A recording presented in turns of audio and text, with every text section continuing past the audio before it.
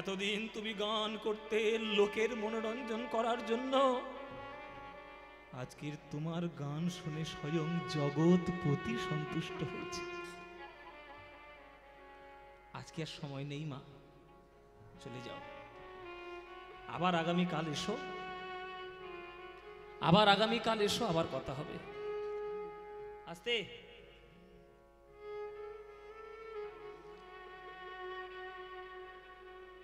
পরশ পাথরের ছোঁয়া যদি লোহা পায়, সে সোনা হবেই হবে।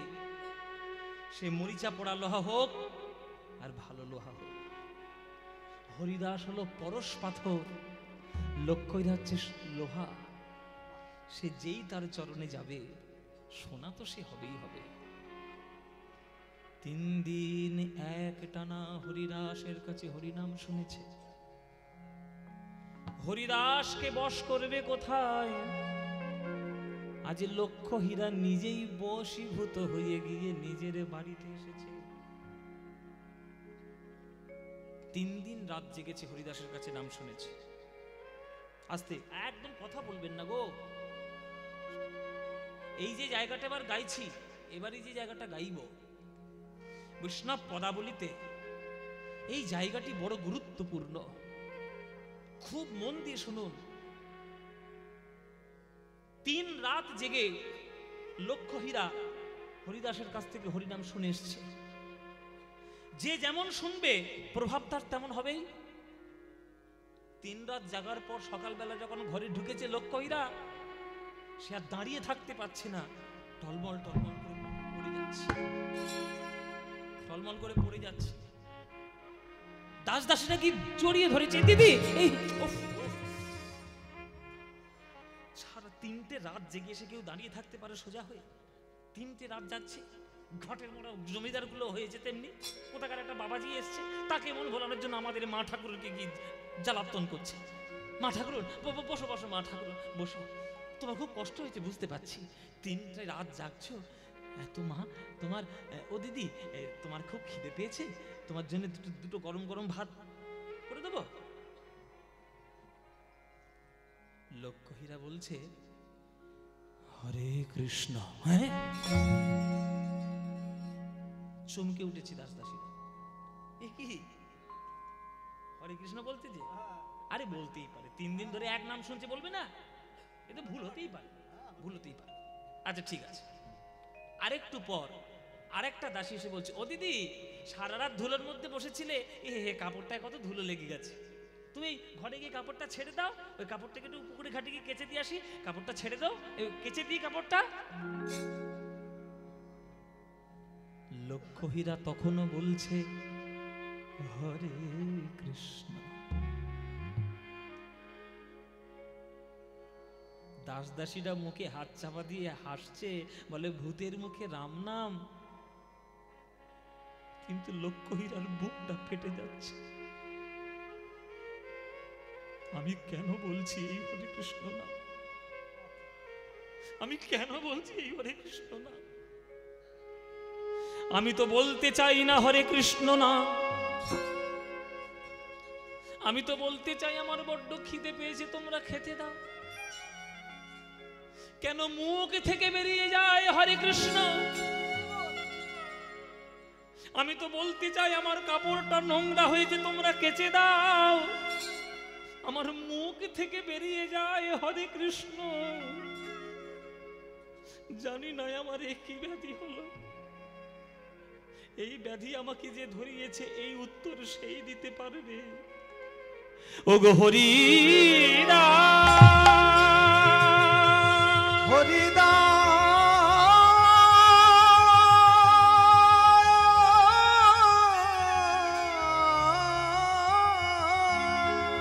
বলো বলো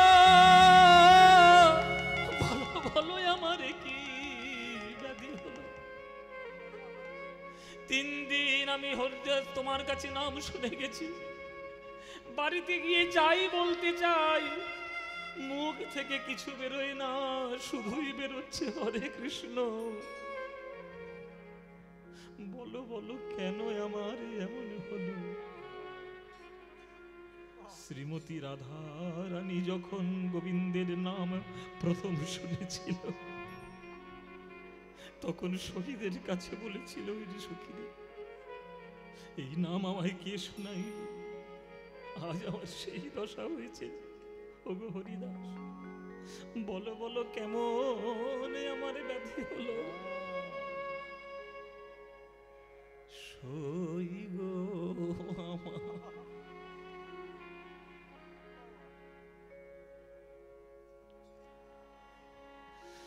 সই গো আমার,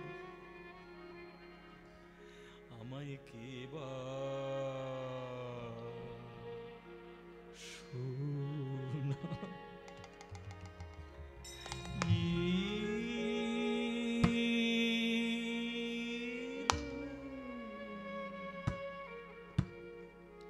শুনাইলে গো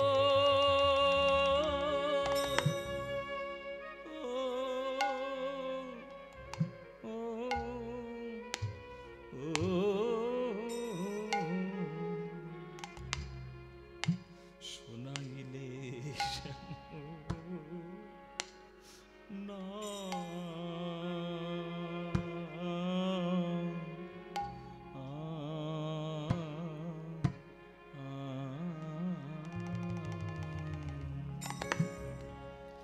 সই গো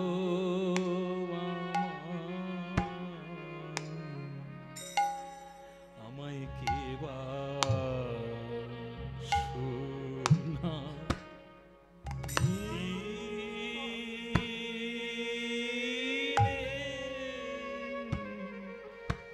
শুনাইলে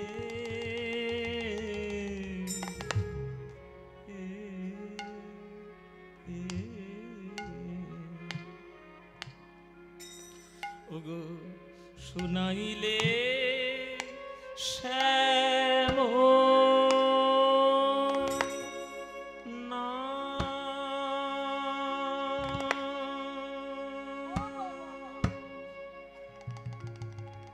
আমার,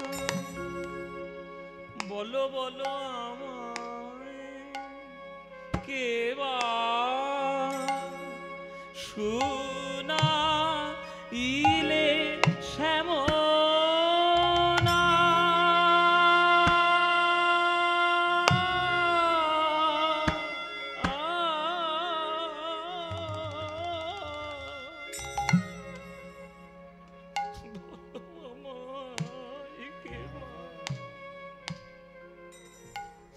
বলো বলো আমায় কে বা শুনাইলে শ্যাম না।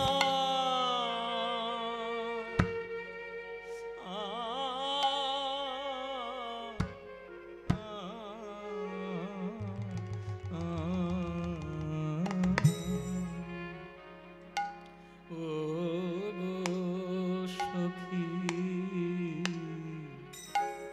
আমায় কে বা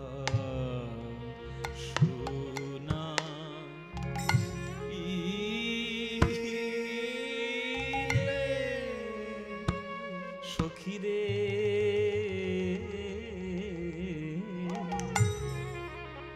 আমি জন্মাবধি এমন না কভু শুনি শুনি নাই নাই নাই শুনি নাই। বলো নামে কত মধু আছে, ওই কৃষ্ণ নামে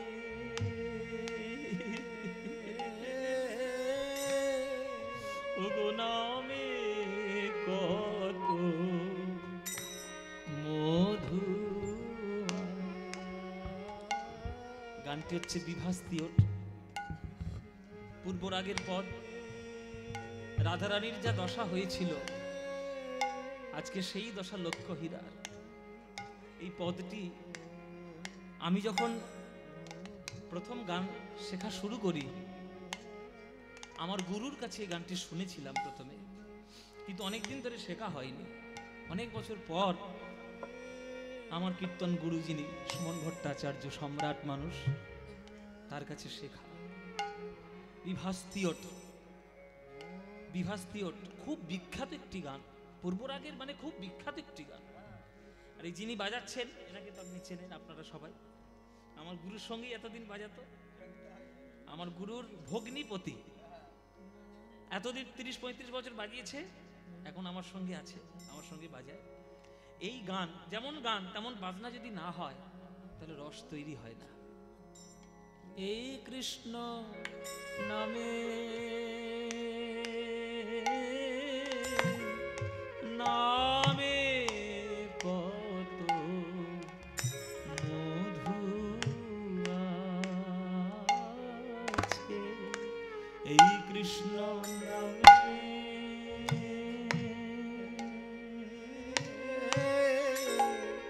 নামে কত মধু আছে, এই কৃষ্ণ নামে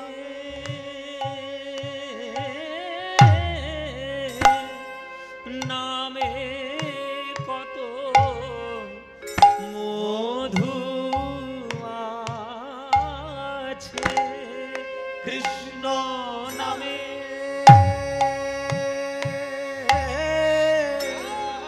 নামে কত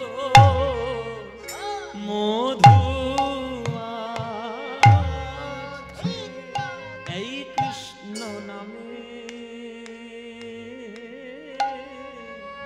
ওগো নামে কত মধু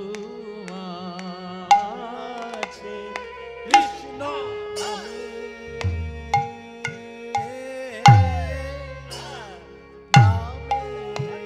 বাবা।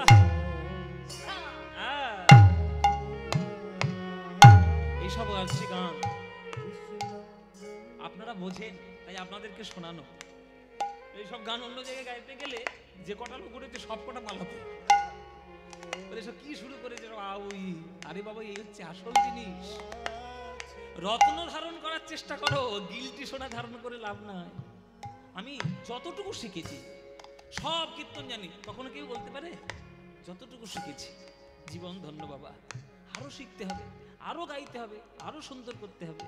নামে 14 মাত্রা, নামে কত মধু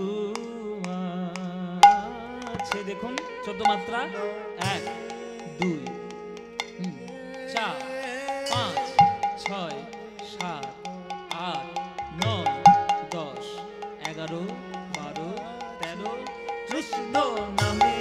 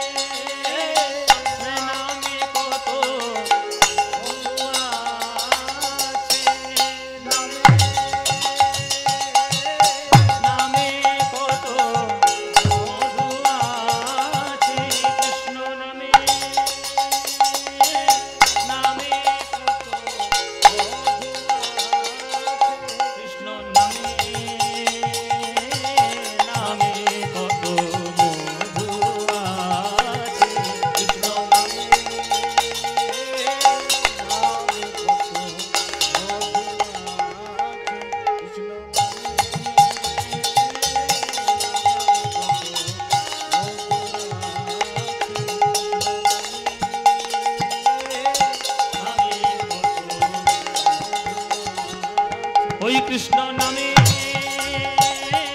নামে কত মধু আছে, কৃষ্ণ নামে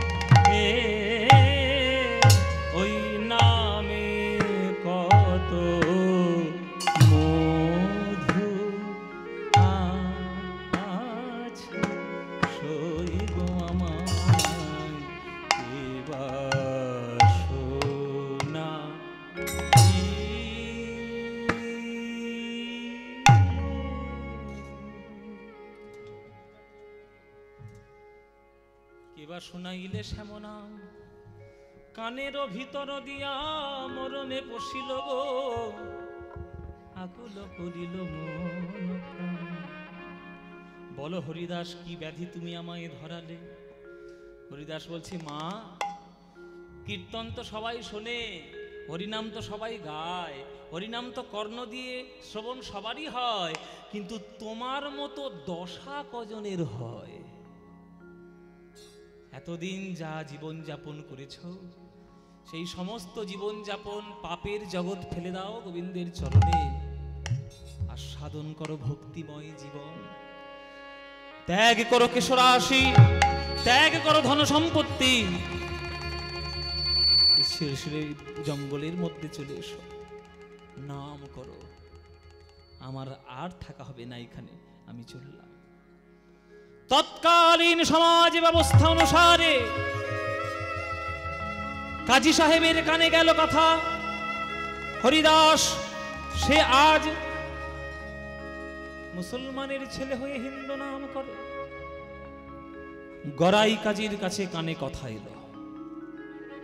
গড়াই কাজী বলে, ডাকো ওকে, এই দরবারে ওর বিচার হবে,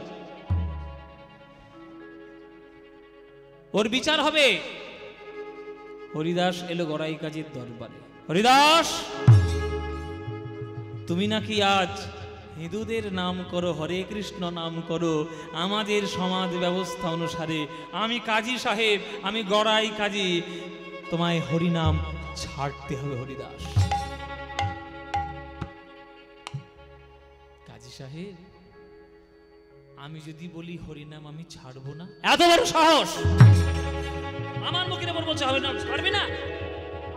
শাস্তি কত কঠিন হতে পারে তোমার জানা আছে? কত কঠিন শাস্তি তোমার হবে তুমি কল্পনাও করতে পারবে না, তোমার কেমন শাস্তি হতে পারে। আগেকার দিনে ইসলাম ধর্মের যেভাবে শাসন তারা ভারতবর্ষে চালিয়েছে, আপনারা অবাক হয়ে যাবেন।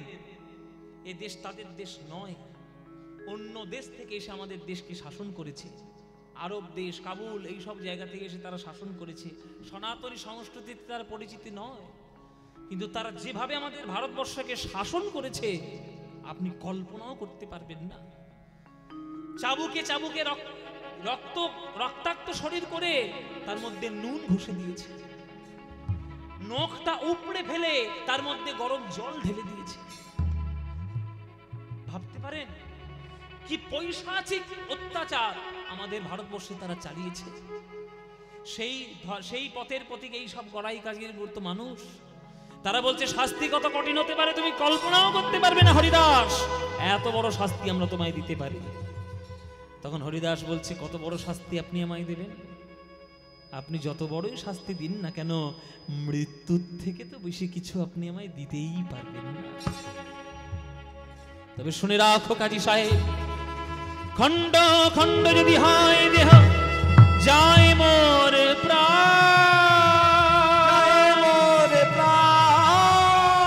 তথাপি না ছাড়িব আমি মধুর কৃষ্ণ। তবে রে, এত বড় স্পর্ধা কাজীর মুখের সামনে, নিয়ে যাও কে, 22টা বাজারে বেত্রাঘাত করবি, এক একটা বাজারে বেত্রাঘাত করবি। 22টা বাজারে বেত্রাঘাত করার পর ও যদি না মরে, তোদের গদ্দান নেওয়ার দায়িত্ব আমার। বলে দিলাম, যাবে নিয়ে যাবে, দূর হয়ে যাবে থেকে নিয়ে।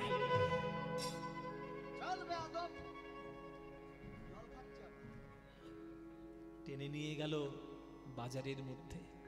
আচ্ছা, এটা আপনাদের জানিয়ে রাখি, একটা ভরা বাজারে বেঁধে লোকজনের সামনে চাবুক পেটা করবে, এটা আগেকার দিনে একটা দুটো বাজারে মারলে লোকে মরে যেত, আর সেই জায়গায় 22টা বাজারের বেত্রাঘাত। ঘাতকগণ গিয়ে বলছে, হরিদাস, হরিনাম ছাড় হরিদাস, আমরা কত নির্মম তুই জানিস না? আমরা রোজ পশু হত্যা করি, নারী হত্যা করেছি, শিশু হত্যা করেছি, শিশুকে ছুঁড়ে আছাড় ফেলে পাথরের মধ্যে আমরা শিশুকে প্রাণ আমরা হনন করেছি। আমাদের মনে কোনো দয়া নেই, কোনো মায়া নেই। তোকে মারলে তুই মরে যাবি হরিদাস। কেন এই সব অসভ্য জগতের মধ্যে যাচ্ছিস? কেন তুই হরিনাম করছিস? হরিনাম ছাড়, হরিনাম ছাড়, হরিনাম ছাড়। ভাই রে, তোমরা আমায় মারো, মারো, 22টা বাজার তো মারো, আমার মুখ থেকে হরিনাম কখনো যাবে না। এত বড় স্পর্ধা তো, তবে দেখ হরিনামে কত মধু আছে। হরিনাম ছাড়, হরিনাম ছাড়, হরিনাম ছাড়। প্রভু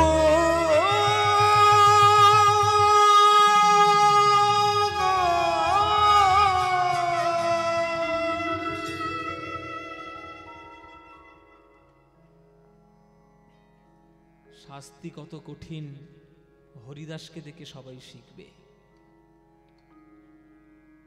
যারা ঘাতক তারা বেত্রাঘাত করতে করতে ক্লান্ত হয়ে গেল, কিন্তু মার খেতে খেতে হরিদাস ক্লান্ত হয়নি। ঘাতকগণ তারা চরণে বসে পড়েছে, হরিদাস তুই মর, মর, তুই মর হরিদাস, তুই না মরলে যে আমাদের গর্দান যাবে, মর হরিদাস মর। হরিদাস বলছে আমি মরতে পারি একটাই শর্তে। কি শর্ত বল? তুই যা বলবি সব পালন করবো, বল তোর কি শর্ত? তোমরা আমার সঙ্গে একটু হরিনাম গাইতে পারবে? কি বলছিস তুই? যে হরিদাস, যে হরিনাম ছাড়ানোর জন্য তোকে আমরা এত আঘাত করলাম, সে হরিনাম আমরা করব? হ্যাঁ, তোমরা যদি করো আমি ঠিক মরে যাব। বেশ, তাই করব। মৃত্যুর জন্য যা খুশি তাই করতে হবে, হরিনামই করব।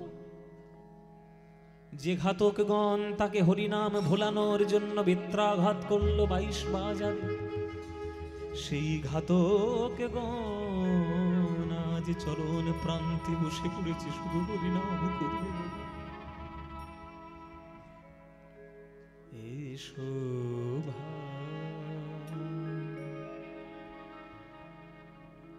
নাম গা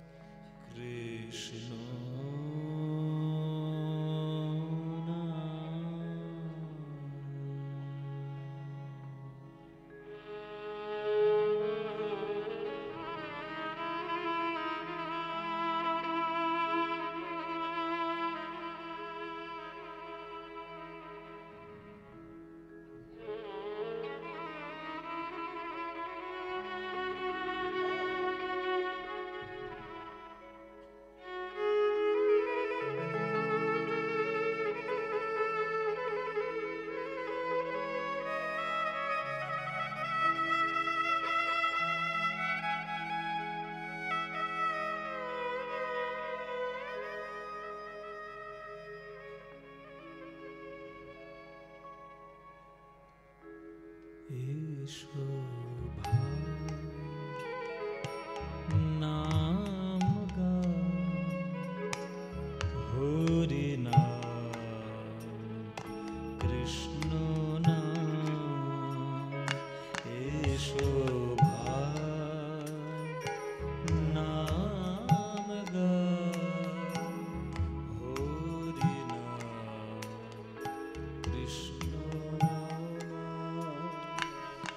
দূরে যাবে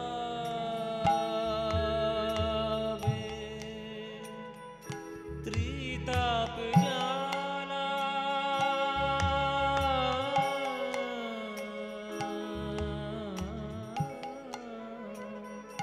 দূরে যাবে ত্রিতাপ জ্বালা, তোমরা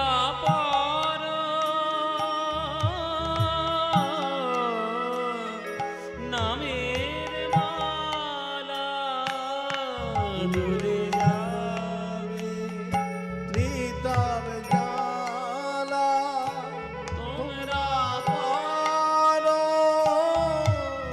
নামের মালা। হরি নাম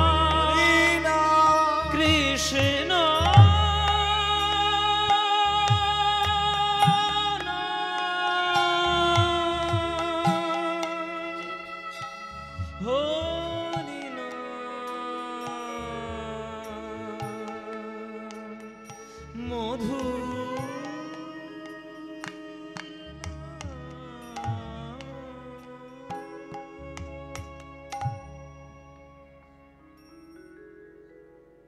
হুজুর হুজুর হুজুর, ওই কাফেরটা মরে গেছে, কাফেরটা মরে গেছে, মরে গেছে। আপনি যা বলেছিলেন হয়েছে, হরিদাস মরে গেছে। ওকে গঙ্গার জলে ফেলে দিয়ে আয়, মরেও যেন শান্তি না পায়। যা ফেলে দে। গঙ্গার জলে ভাসিয়ে দিল দেহ। দেহ ভাসতে ভাসতে আজ শান্তিপুরের নদীতে এসে ঠেকেছে। গঙ্গার জলে যখন গঙ্গার পাড়ে এসে দেহটা ঠেকেছে, জ্ঞান ফিরে এসেছে হরিদাসের। হরিদাস জ্ঞান ফিরে হরিনাম করতে করতে আবার চলে যাচ্ছে ওই পাড় ধরে ধরে। ওই পথ দিকে আসছে অদ্বৈত আচার্য। হরিদাস, তোর এই দশা কে করেছে? আয় আয় আমার বুকের মধ্যে আয়। জড়িয়ে ধরলেন গুরুদেব। হরিদাস, কে করেছে বল? তোর এই অত্যাচার কে করেছে বল? আমি ব্রাহ্মণ সন্তান, গলায় আমার বইতে আজ আমি এমন অভিশাপ দেব তাদের বংশ নির্বংশ হয়ে যাবে। চরণ ধরেছে হরিদাস। না গুরুদেব,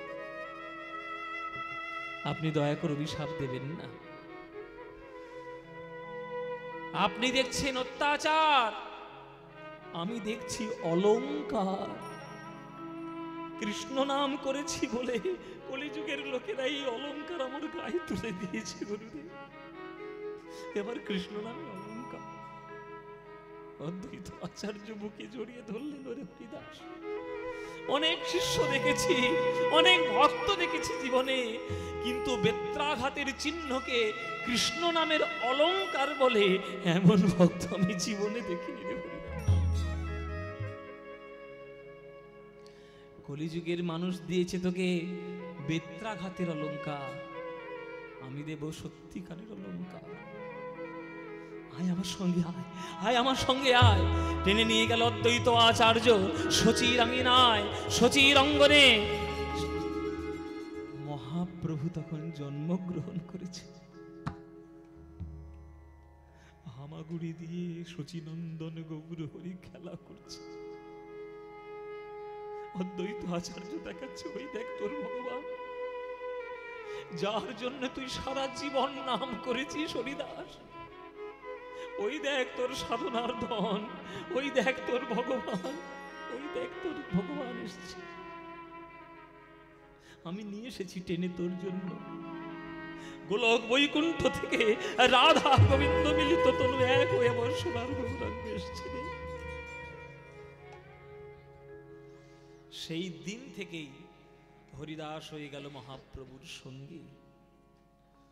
মহাপ্রভু যখন নবদ্বীপ ত্যাগ করলেন, নবদ্বীপ যখন ত্যাগ করেছে আমার মহাপ্রভু, সন্ন্যাস গ্রহণ করবে বলে সারা নবদ্বীপের লোক পাথরে মাথা ঠুকে কাঁদছে। আর হরিদাস কেমন করে কাঁদছে জানো? চোখ বন্ধ করে নিল। জগতের রূপ আমি কোনোদিন দেখব না, যে নয়ন আর গৌর রূপ দেখতে পাবে না সেই নয়ন জগতের রূপ আর দেখবে না, তাই আমি অন্ধ হয়ে যাব। এই বলে হরিদাস নয়ন বন্ধ করলেন, আর কখনো তাকাননি যতক্ষণ না গৌরকে দেখেছে। কাঁদিছেন হরিদাস, কাঁদিছেন হরিদাস, কাঁদিছেন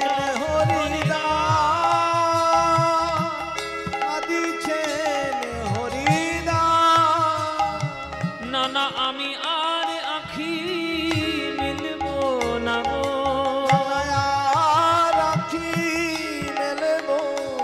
আমি আখি মেলে কারে দেখব, আর আখি মেলব না গো, আখি মেলে কারে দেখব, আর আখি মেলব না গো।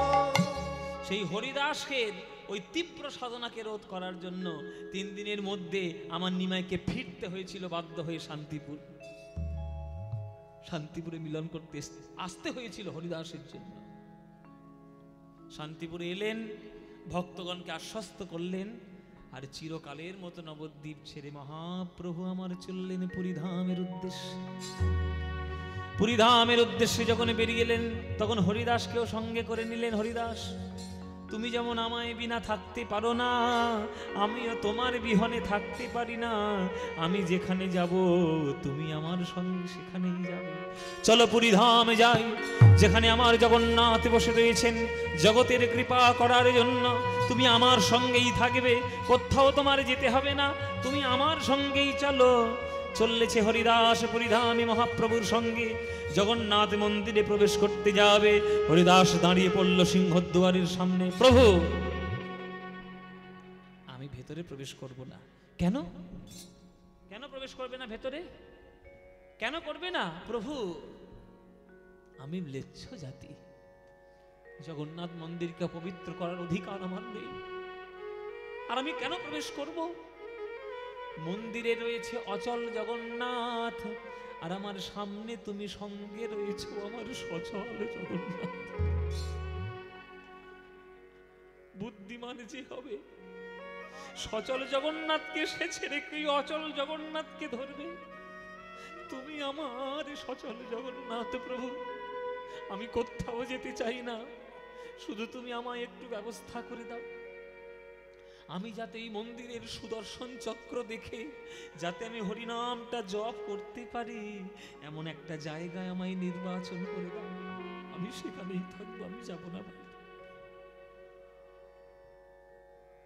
মহাপ্রভু সেই জায়গা নির্বাচন করলেন। ওই রথে, ওই পুরীর মাথার যে সুদর্শন চক্র, ওই চক্র দেখতেন আর হরিনাম জপ করতেন। বৈষ্ণব জগৎ যতই ভক্ত আসুক, আমার হরিদাসের মতো কেউ কখনো কোনো দিন হতে পারে যে 3 লক্ষ করে নাম জপ করে, যে ভগবানের চরণে জীবন পর্যন্ত বিকিয়ে দিয়েছে। এমন ভক্ত কজন হবে? আর কত সহ্য করবে জগৎ? দেখতে দেখতে হরিদাসের দিন চলে এলো, যাবার সময় চলে এলো। এইবার নির্জানের প্রসঙ্গটি বলবো। পুরীর মন্দিরে এক ভক্ত থাকতেন, তার নাম গোবিন্দ দাস। তার কাজ ছিল দুপুর বেলায় জগন্নাথ মন্দির থেকে প্রসাদ নিয়ে আসবে, মহাপ্রভুকে সেবা করাবে, সেই সেবা প্রসাদটি হরিদাসের জন্য নিয়ে যাবে। আজকেও জগন্নাথের মন্দির থেকে মাথায় মালসা করে সেই প্রসাদ নিয়ে আসছে, প্রভুকে সেবা করালেন। আর হরিদাস বলেই দিয়েছিল, প্রভু, তোমার মুখের অন্ন যদি আমি না পাই, আমি সারাদিন অন্ন গ্রহণ করব না। ওইটাই আমার প্রসাদ, ওইটাই আমার সারা দিনের আমার ধন সম্পত্তি, আর কিচ্ছু চাই না তোমার কাছে। আজ গোবিন্দ দাস প্রসাদ দিতে চলেছে হরিদাসকে। একদিন গোবিন্দ মহাপ্রসাদ লইয়া, একদিন গোবিন্দ মহাপ্রসাদ লইয়া, একদিন গোবিন্দ মহাপ্রসাদ লইয়া, একদিন গোবিন্দ মহাপ্রসাদ লইয়া, আজ হরিদাসের দিতে গেলা আনন্দিত হইয়া, হরিদাসের দিতে গেলা আনন্দিত হইয়া। ওগো দেখে হরিদাস ঠাকুর করেছে শয়ন, দেখে হরিদাস ঠাকুর করেছে শয়ন। ওগো মন্দ মন্দ জপিতেছে সংখ্যা সংকীর্তন, মন্দ মন্দ জপিতেছে সংখ্যা সংকীর্তন। জপে 3 লক্ষ নাম, 3 লক্ষ নাম। ওই হরিদাস অবিরাম জপে 3 লক্ষ নাম। ওই হরিদাস অবিরাম জপে 3 লক্ষ নাম। হরিদাস, ও হরিদাস, তোমার কি হয়েছে? তোমাকে তো কোনোদিন এই দ্বীপ্রহর কালে শুতে দেখি না। যতক্ষণ না তুমি প্রভুর প্রসাদ মুখে গ্রহণ করো, ততক্ষণ তো তুমি শোও না, শয়ন তো তুমি করো না। আজ কি হয়েছে, তোমার কি শরীর খারাপ নাকি? না না, একটু দুর্বল দুর্বল লাগছে, ওই জন্য শুয়ে পড়েছি। কি হয়েছে গোবিন্দ? আরে কি হয়েছে আবার? প্রসাদ নিয়ে এসছি যে। প্রসাদ নিয়ে এসছো, কিন্তু নাম তো আমার এখনো পূর্ণ হয়নি, প্রসাদ পাবো কি করে? সংখ্যা কীর্তন পুরে নাই, আমি কেমনে খাইব? আজ মহাপ্রভুর দেবা প্রসাদে আমি কেমনে ফিরাই? বৈষ্ণব জগৎ হচ্ছে বাবা শাঁখের করাত, যেতেও কাটবে আসতেও কাটবে, এমন সিদ্ধান্ত নিতে হবে যাতে দুদিকটাই রক্ষা হয়। তাই হরিদাস বুদ্ধিমান কি করলেন? ওই মালসার থেকে একটা অন্নের দানা, একটা অন্নের কণা মুখের মধ্যে দিলেন। একটা অন্নের কণা মুখে দিলেন কেন? তাহলে উদর পরিপূর্ণ করে খাওয়াও হলো না, আর মহাপ্রভুর প্রসাদের অপমানও করা হলো না। গোবিন্দ দাস দেখলেন এ তো অবস্থা ভালো নয়, এই খবর তো প্রভুকে জানাতেই হবে তাড়াতাড়ি। গোবিন্দ দাস ছুটে চললেন প্রভুর কাছে। হরিদাসকে প্রসাদে পাইয়ে গম্ভীরার মধ্যে মহাপ্রভু রয়েছেন, ওই প্রসাদে ভাড়ার ঘরে রেখে প্রভুর চরণে লুটিয়ে পড়েছে আজ গোবিন্দ। প্রভু প্রভু, একটা কথা তোমাকে বলবো প্রভু, বড় গুরুত্বপূর্ণ। কি হয়েছে গোবিন্দ দা, কি হয়েছে? তুমি আমার সঙ্গে একটু চলো। হরিদাসের মনে হয় শরীরটা ভালো নয়, হরিদাসের বোধহয় কিছু একটা হয়েছে। কি বলছো দাদা, কি হয়েছে হরিদাসের? হরিদাস, হরিদাস তোমার কি হয়েছে? হরিদাস, হরিদাস,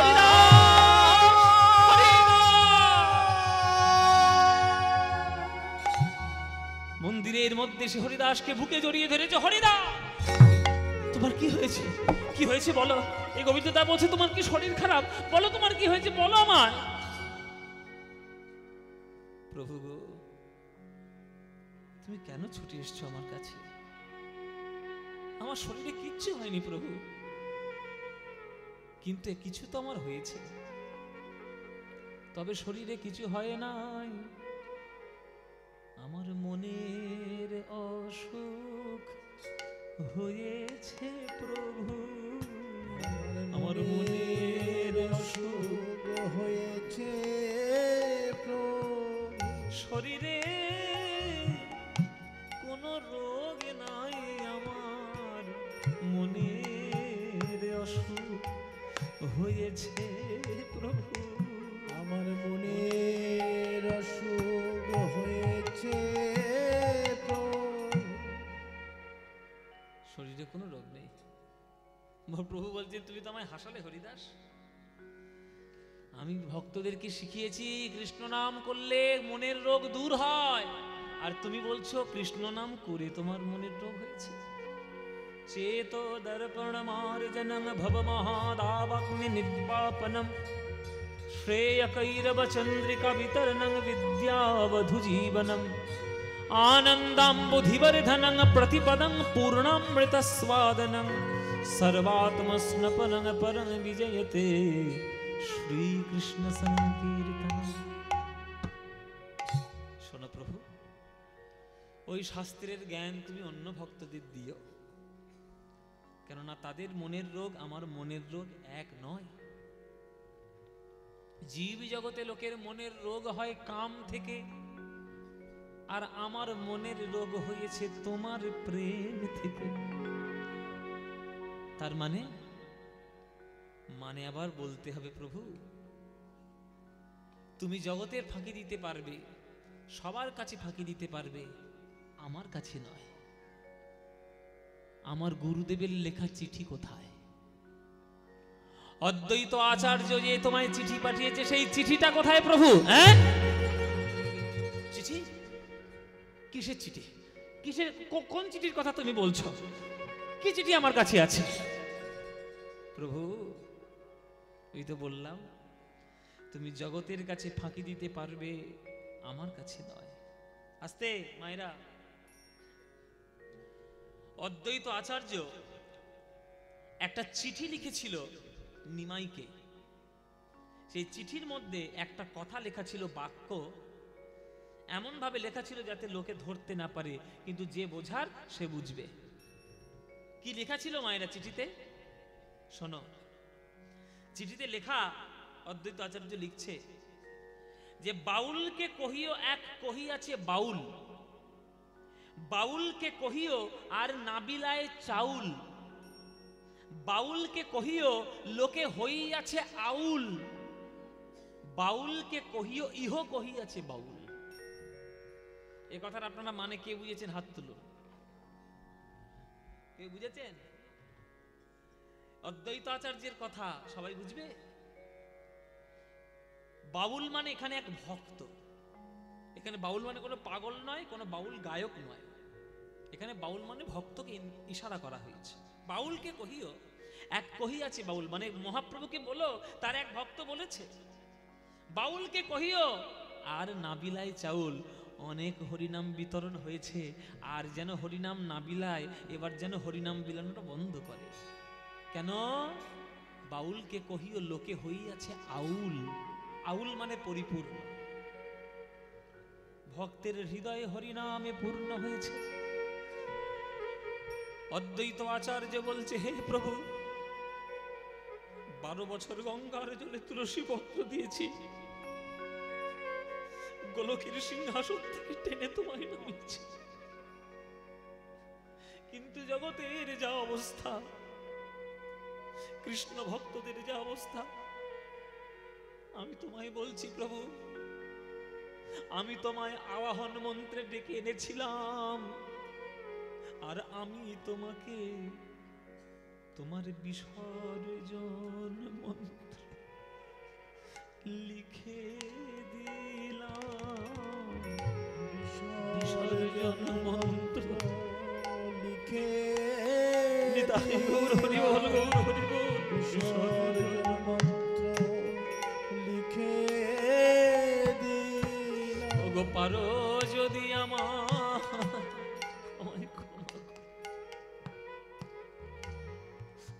ক্ষমা করো। আপনারা তো কখনো পুজো করেন না যে সদাচারী ব্রাহ্মণ, যে দিবারাত্র ঈশ্বরের নাম নিয়ে কাটায়, তাকে কি জিজ্ঞেস করবেন একবার?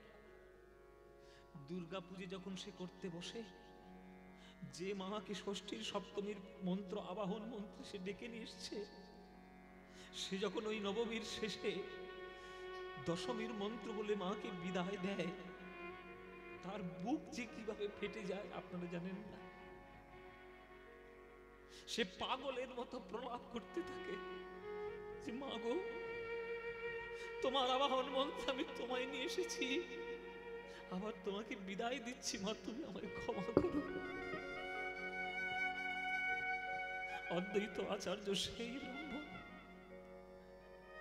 12 বছর তুলসী পত্র গঙ্গার জলে ভাসিয়ে টেনে নামিয়েছে আমার গোবিন্দকে।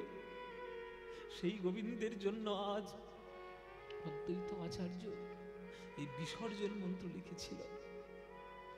কোনোভাবে হরিদাস সেটা জানতে পেরেছিল, তাই হরিদাস বলছে, ওগো প্রভু, আমি বুঝতে পেরেছি এই জগতে তুমি আর বেশি দিন থাকবে না, তাই তোমার চরণে ধরে আমি প্রার্থনা জানাই, তুমি নবদ্বীপ পরিত্যাগ করেছিলে, সেই বিরহে আমি 3 দিন চোখ বন্ধ করেছিলাম।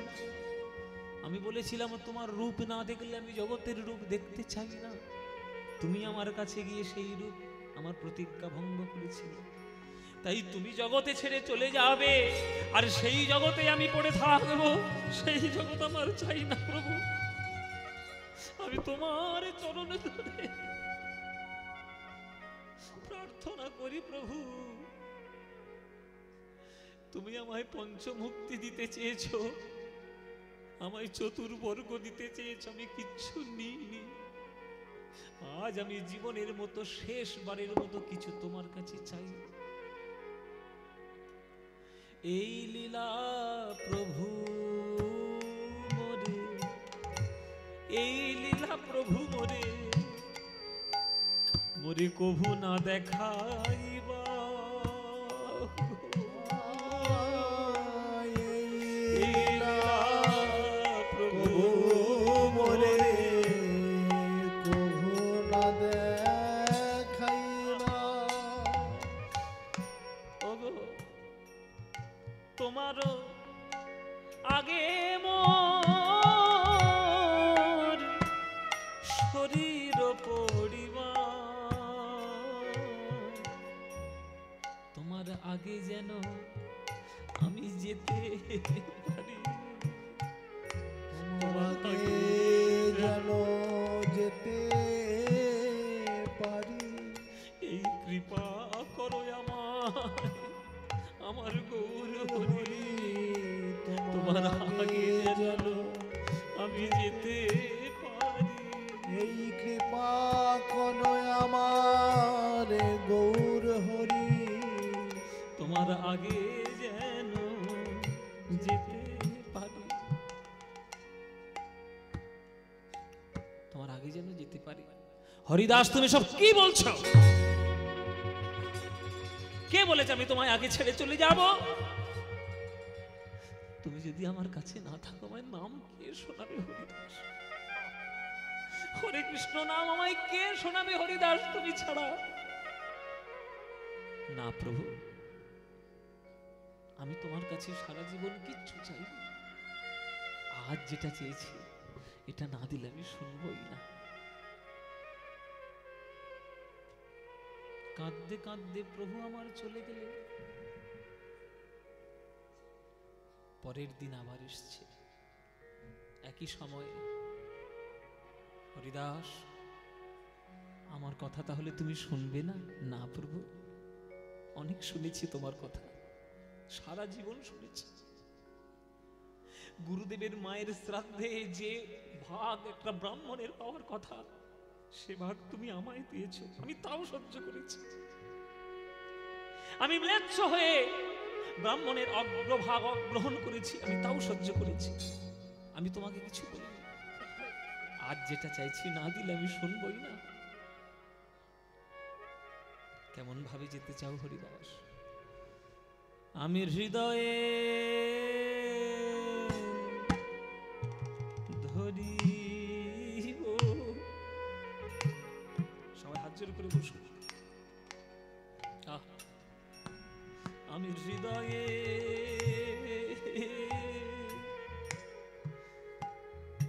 ধরিব তোমার যুগল চরণ প্রভু, আরে নয়নে আমি হেরিব তোমার সুন্দর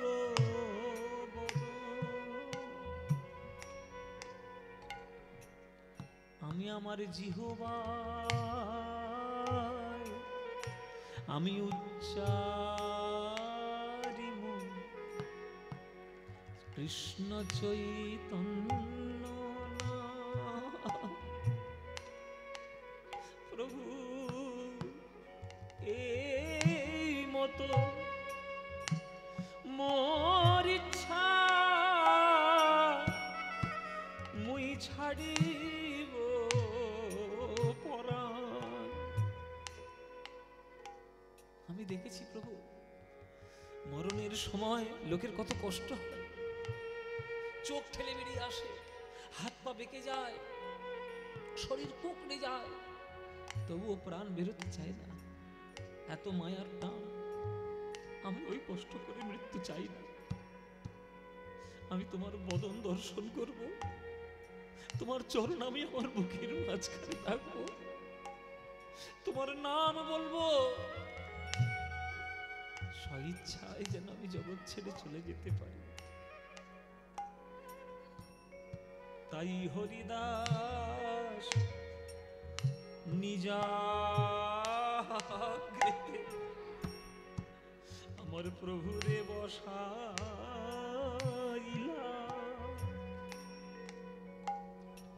ওগো নিজ নেত্র দুই ভৃঙ্গ প্রভুর মুখ পদ্মে দিলা।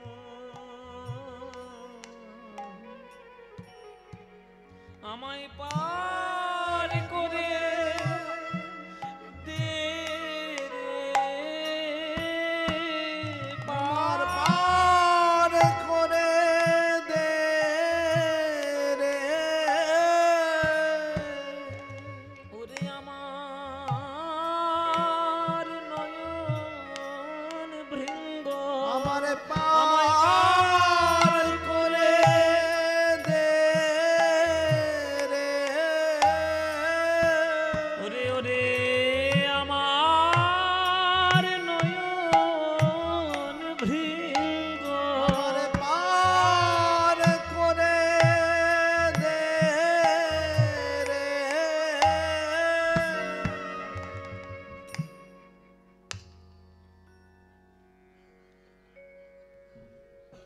সারা জীবন নাম করেছে প্রভু, হরে কৃষ্ণ নাম সারা জীবন করেছে, কিন্তু যাওয়ার সময় শুধু শ্রীকৃষ্ণ চৈতন্য বলতে বলতেই চলে গেল।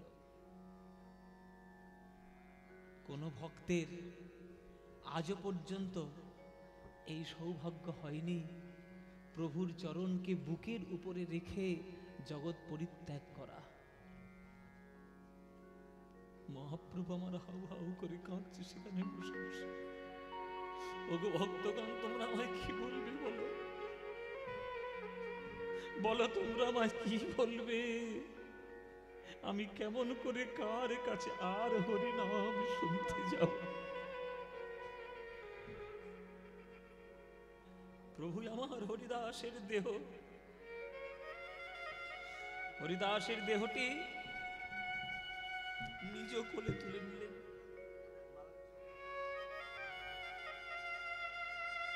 এইভাবে কোলের মধ্যে তুলে নিয়ে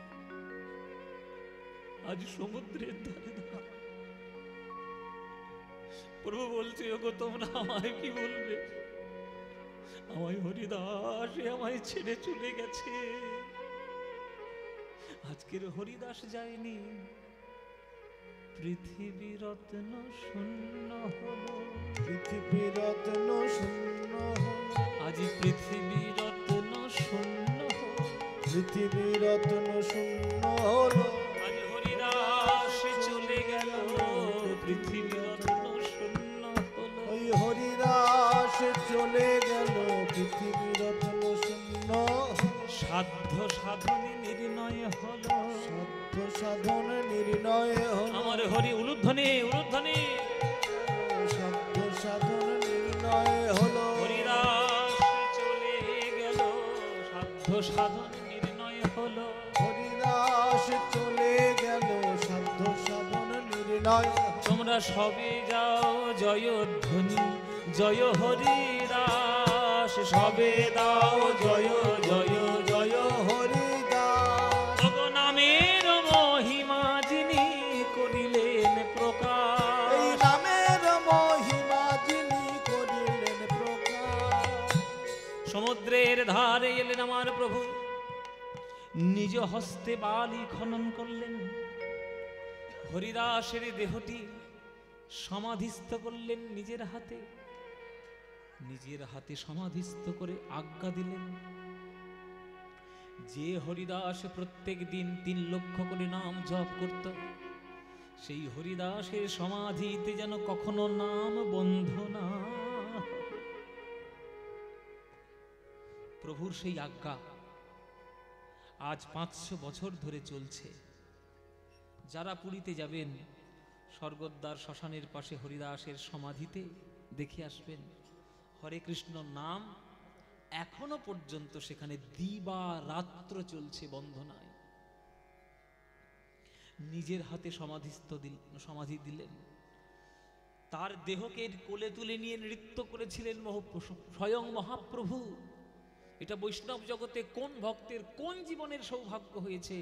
কারোর নয়, অনেক বড় ভক্ত আছে, কিন্তু প্রভুর কোলে উঠে এই জগৎ ছেড়ে চলে যাওয়ার সৌভাগ্য একমাত্র হরিদাসেরই হয়েছে, আর কারোর হয়নি।